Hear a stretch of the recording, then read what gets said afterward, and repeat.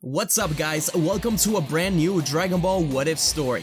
This time we have the second half of the Majin Buu arc of what if Goku was betrayed and trapped in the time chamber. If you haven't checked out the last part, be sure to click the eye icon up here or in the description below. I'm excited to see where this story takes us, especially with Dragon Ball Super right around the corner. The like goal for this video is 5,000 likes, and I know we can get there. If you like this series and want to see more, be sure to like, share, comment, and subscribe, and click the bell icon so you never miss another video. We're so close to 200,000 subscribers, and I'm really excited for the future of the channel. Without further ado, let's begin with the video. While all the Z-Fighters at the Kaioshin realm try to figure out what to do, Raditz overhears Kaioshin lament that they don't have anybody to withdraw the Z-Sword. Raditz spins his head to look at the tall pillar housing the sword. If the Kaioshin made a big deal about it, then it must mean it's important. He wanted to save his brother. He wanted to save Vegeta. Without anything else to say, Raditz rushed to the pillar and attempted to take out the sword. It was difficult. It was the heaviest thing he'd ever had to do before. He was struggling, shaking. When Kaioshin and the rest noticed, they went up to encourage him. He just tried to focus. He could feel his brother's ki, the ki that he had been waiting to feel for such a long time while he trained on Yardrat. He thought of his brother, of his masters. Kaioshin continued to encourage him, telling him that right now, more than ever, they need a hero. And after hearing those words, Raditz's aura sparkled, the ground beneath him cracking as he pulled out the C-Sword and unlocked Super Saiyan 2. Everyone cheered, but they didn't have time. The sword was still extremely heavy for Raditz, though the Kaioshin encouraged him to swing it around a little. He was already getting stronger just from that. That sword was legendary. He thought maybe that would be the only chance they had against Buu. But Raditz felt something strange about the sword. There was an incredible power within it, but it belonged to a living being. He'll have to explore that later. He has no time now.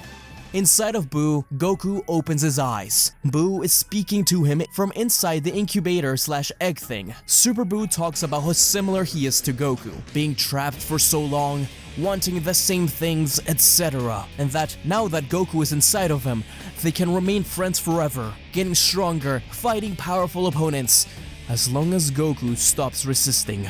Goku almost gives into temptation when he hears the voice of Raditz. Raditz, despite being completely underpowered, is still trying his best to protect his little brother. Kakarot, Vegeta, I'll get you both out. Raditz, Tien, Yamcha, Nappa, and 18 arrive from the Kaioshin realm, teleported down by Raditz's Yardrat teleportation. But none of them are nearly enough. Raditz is slapped across the place as he tried to get close to Buu, but he wouldn't let up. The fight continues for a while, but none of the Z-Fighters are enough. They're all extremely hurt in a matter of minutes.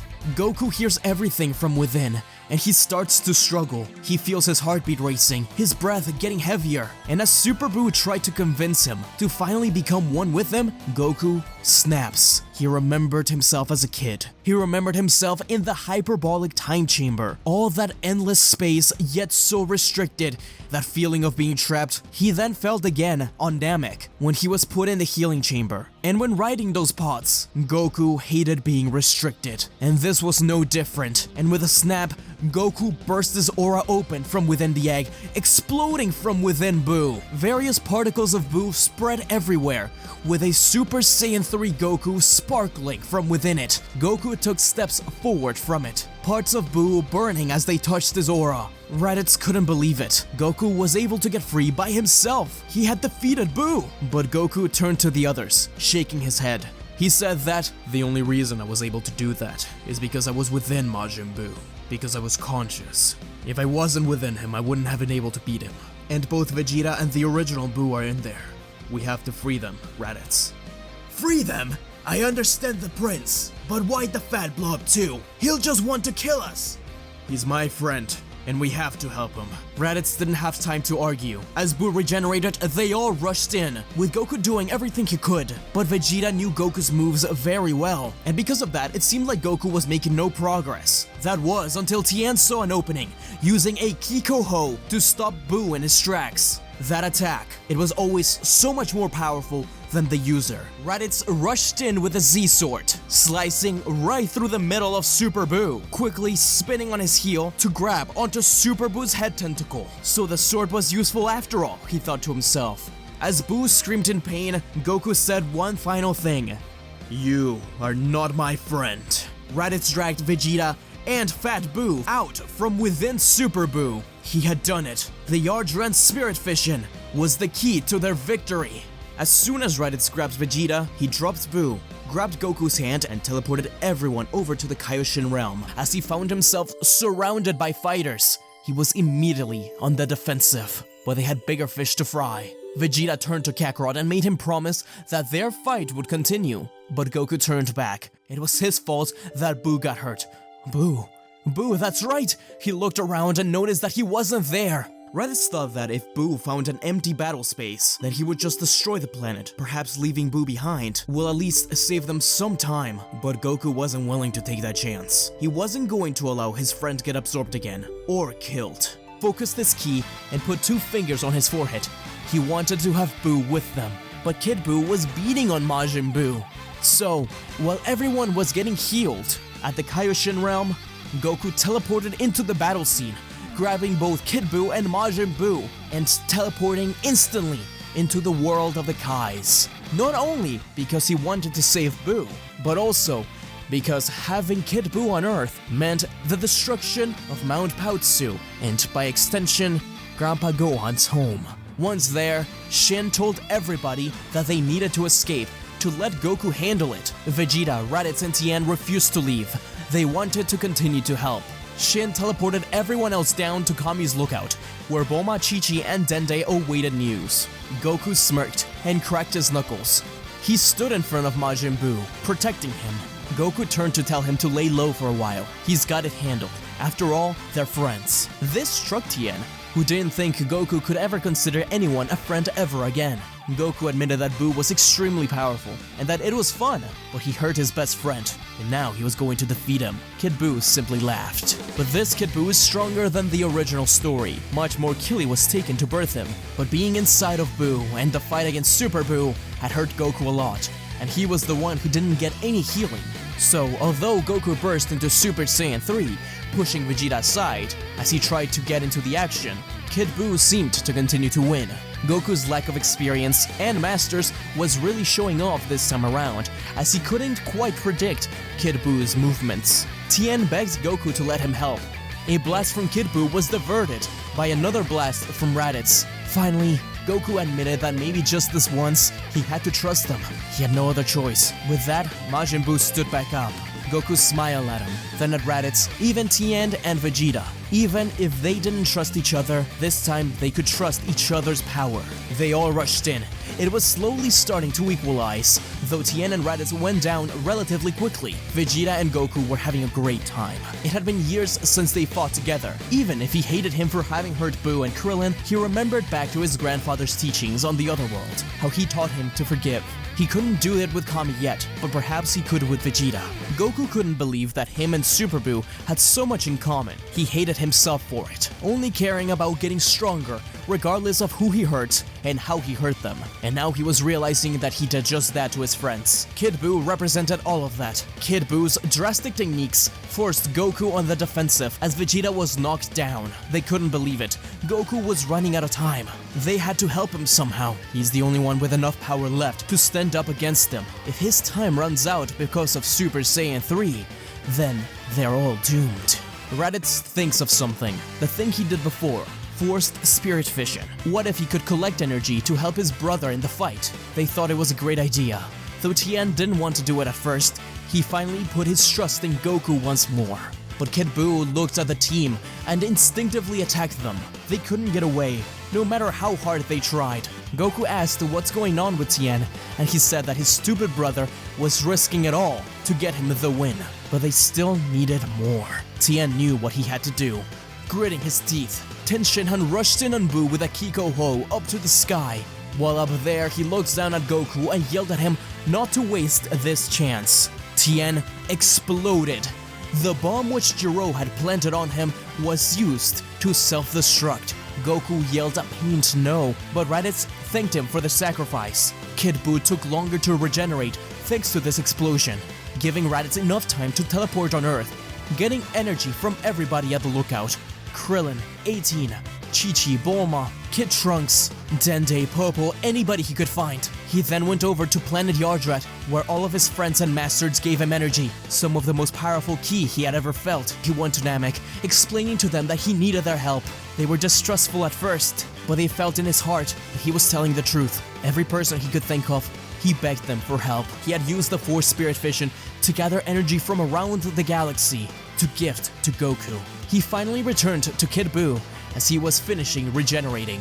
Majin Buu told Goku to be careful, that they still had so much candy to eat. Vegeta spat on the ground, but shot a thumbs up to Goku. Kakarot finally nodded, agreeing that they need to reach a new height together. Finally, Raditz looked directly at his brother's eyes as Kid Buu laughed, rushing in towards them. Raditz asked, Kakarot, you have to trust me. Goku sighed and nodded. I do. I trust you.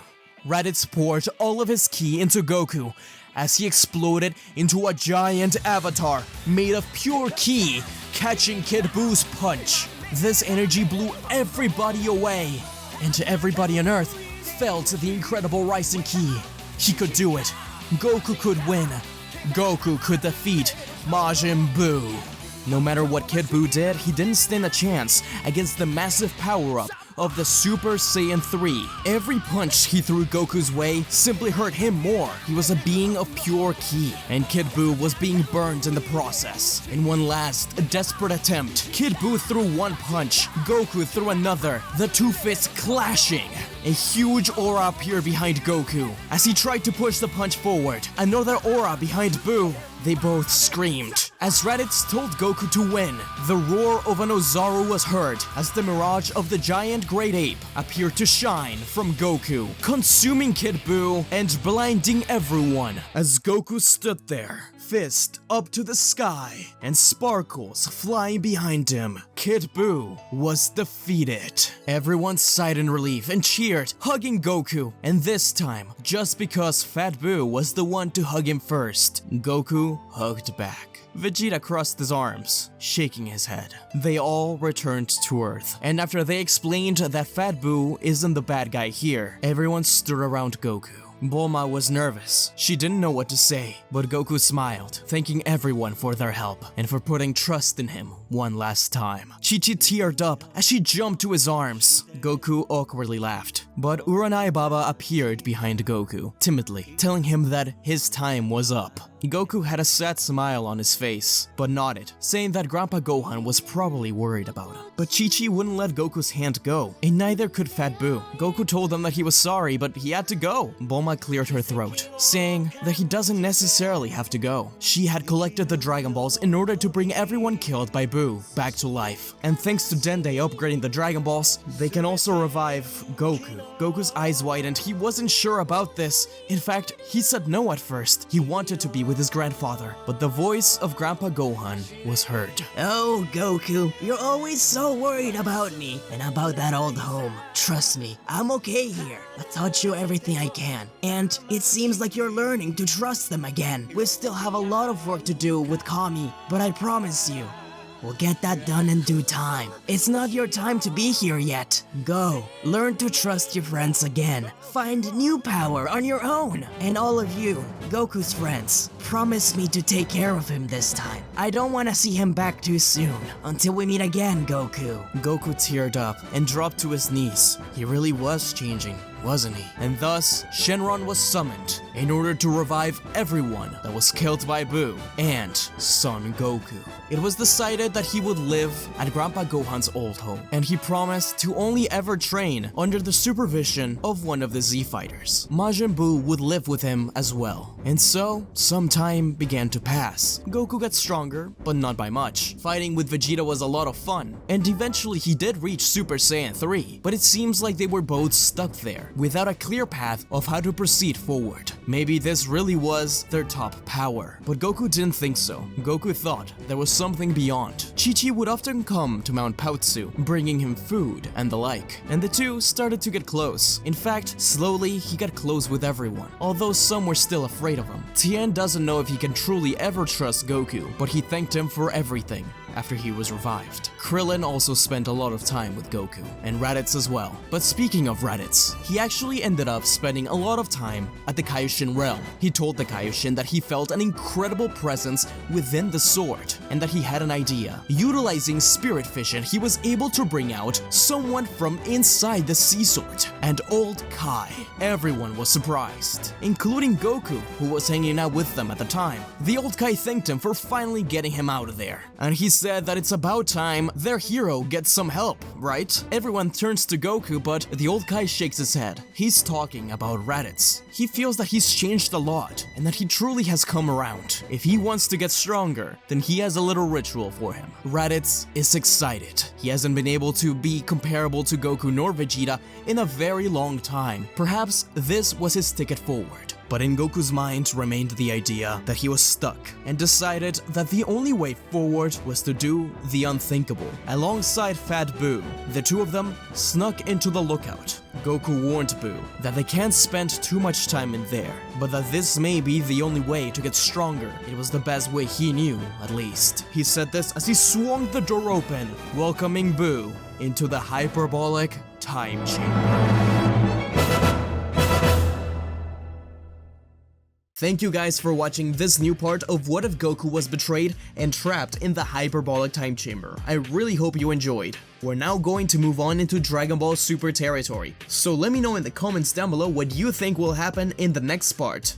Maybe a new transformation? A huge thank you to Professor Chimp for being a co-writer in this story. Originally, I only wrote up to the Frieza arc alone, but in order to get these videos out, I enlisted his help. As always, I have to give a huge thank you to all the members of the channel, especially the Super Saiyan God, and Ultra Instinct members. The Baked Potato, Eric Dragon, All Might, King Saiyan, Midnight Combatant, Neo Whitcomb, Sacred Saiyan, Phil J. Akir, Pizza Hut Kitman, Orlando Castellano, Hannah Rowan, Sir Justice, The Real Samuel Randall, and Zachary Croy. Follow me on Twitter, Instagram, and TikTok, and don't forget to subscribe, as we're so close to 200,000 subscribers. Until we meet again, guys. See ya!